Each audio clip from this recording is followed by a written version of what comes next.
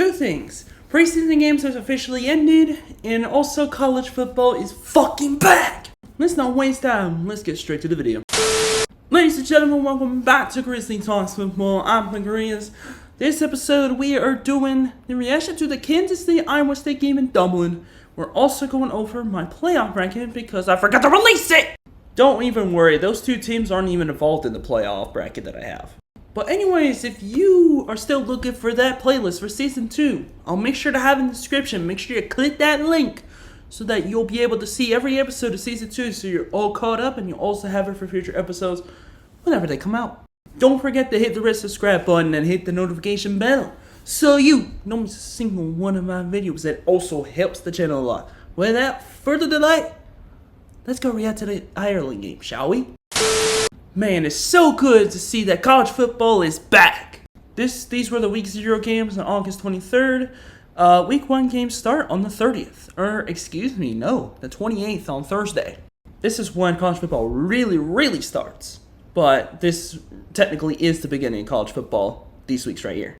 In this Week 0 matchup in Dublin, Iowa State ended up eking out a win 24-21 over Kansas State. I'm not gonna lie, when I watched this game, no team really took control until the second half when Iowa State went up by 10. But that's besides the point. Kansas State stayed in this game the entire way. They just couldn't keep up with Iowa State's high-flying offense. More specifically, Iowa State didn't take over until the fourth quarter. Like midway through the fourth quarter, but then Kansas State immediately scored a touchdown after a Rocco Beck 7-yard touchdown run. But by then, it was just keep away for Iowa State, and they ended up pulling out the win. The only turnovers in the game actually happened in only the first half. No turnovers in the second half, so good job doing all that. Iowa State won in the first downs. Total yardage was won by Kansas State, actually. Nobody won the turnover battle. I think Iowa State won the time of possession battle? I don't even know. Oh yeah, Iowa State won the time of possession battle also. QBs for the most part were actually very solid. I mean, Rocco Beck, 4-28, 180 yards, 2 scores. And Avery Johnson, 21-30, 273 yards and 2 touchdowns. Just barely outperforming Rocco Beck. Maybe not according to the rating, but these two were kind of neck and neck. Rushing game was solid for both teams. Rocco Beck had the only rushing score for Iowa State. Avery Johnson had the only rushing touchdown for Kansas State. 2 touchdown passes from Rocco Beck, one to Brett Eskilson and Dominic Overby. Very nicely done there. And the only touchdown scored from Kansas State through the air was actually Jace Brown with 4 catches, 78 yards and a score, and also Jaron Bradley, who had that 62-yard touchdown in the fourth quarter. 65, but you get the point.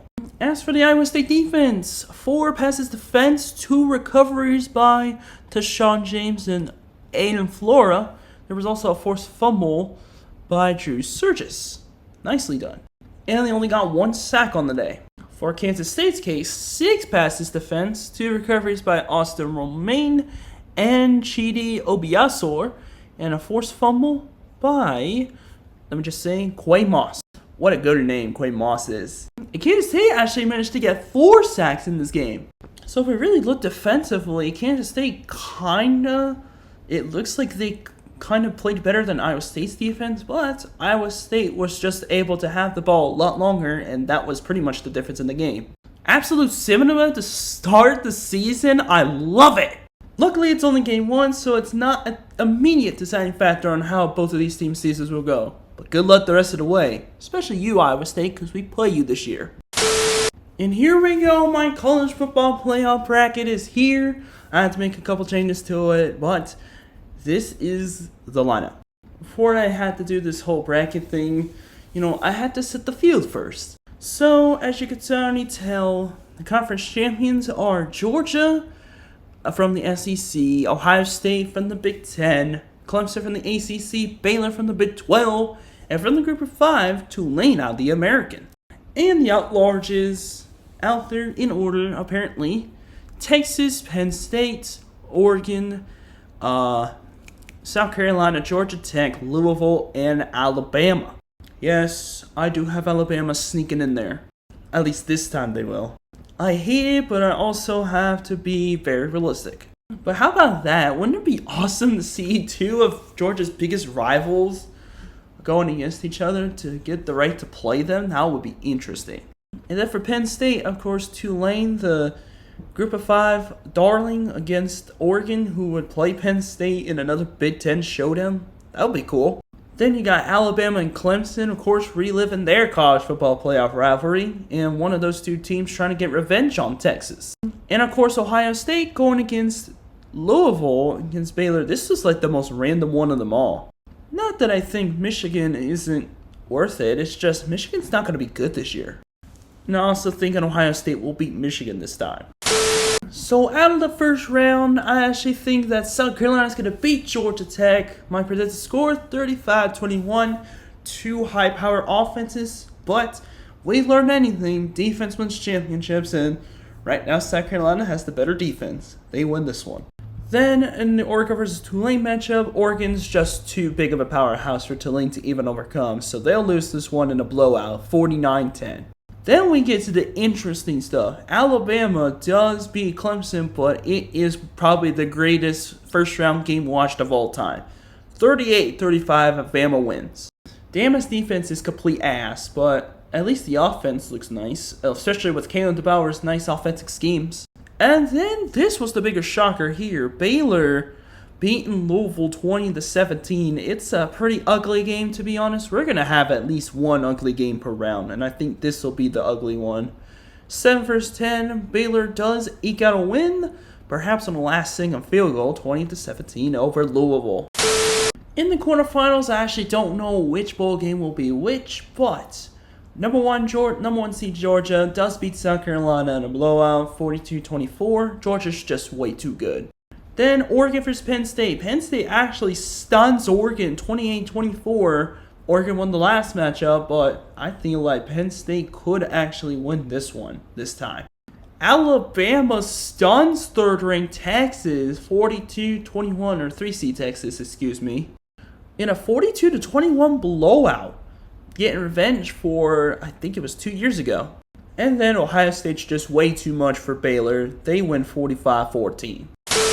And now we get to the semifinals. Georgia and Penn State have a tremendous semifinal game, with Georgia coming out on top 31-28, sending Penn State home in the semifinals again. And then on the other side, Alabama's run comes to an end at the hands of Ohio State, 34-10. That's payback from like 4 years ago and during the pandemic in that national championship game when Alabama completely stifled the Buckeyes. And so that brings a 1 versus 2 between Georgia and Ohio State rematch from the 2023 or 2022 Peach Bowl. If you remember that game, that was one of the greatest semifinal games of all time. Georgia against Ohio State. Kirby Smart versus Ryan Day. Interesting one. And unfortunately for Georgia fans, I am predicting Ohio State to beat the Bulldogs this time, 42-28. To win their second straight national championship. Now I know no team has won back-to-back since 2012 and 2011, Alabama. But never say never. Ohio State has a great chance of doing it. Sure, they have an unknown at quarterback at Julian Sayin, but Ryan Day's not as bad of a coach as people want to give him credit for. Good luck to the rest of the teams, and that'll do it for the playoff bracket. And that'll do it for this episode of Grizzly Talks Football. If you enjoyed, make sure you give this episode a big thumbs up. Hit the subscribe button and hit the notification bell so you don't miss a single one of my videos. This is the Grizz signing off for now, and until next time, I'll see you guys later. Peace, love, keep the Grizzly vibes with you at all times. Take care.